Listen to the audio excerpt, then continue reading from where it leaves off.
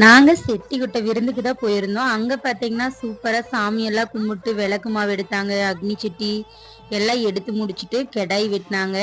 கெடாய் வெட்ட லேட் ஆயிருச்சு. அதுக்கப்புறம் எல்லாம் எடுத்துட்டு வந்து சமைக்கிற அண்ணா என்ன பண்ணாரு, டகடகன்னு சிக்கன்லாம் ரெடி பண்ணிட்டாரு.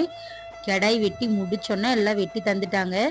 அத ஒரு பக்கம் டகடகன்னு குழம்பு வச்சு விட்டாங்க. ஒரு பக்கம் மட்டன் வறுவல் ரெடி ஆயிருச்சு. அப்புறம் என் கொழுந்தனார் கலரிட்டு இருந்தாரு. அவரு கலர்ன தெம்பெல்லாம் உனக்கு பத்தாதுப்பா இங்க குடுன்னு சொல்லி அவரே வாங்கி கலர்னாரு. இவங்க 2 பேரும் என்னோட கொழுந்தனாரு இவங்களே எல்லாம் இறக்கி வச்சுட்டு கொஞ்சம் ஹெல்ப் பண்ணாங்க. அப்புறம் குடல் ரத்தம் எல்லாம் தாளிச்சு விட்டு இருந்தேன். எங்க அண்ணா வேற வீடியோ எடுக்கிறேங்கிற பேர்ல சிரிமா அதை பண்ணுமா இதை பண்ணுமான்ட்டு இருந்தாரு.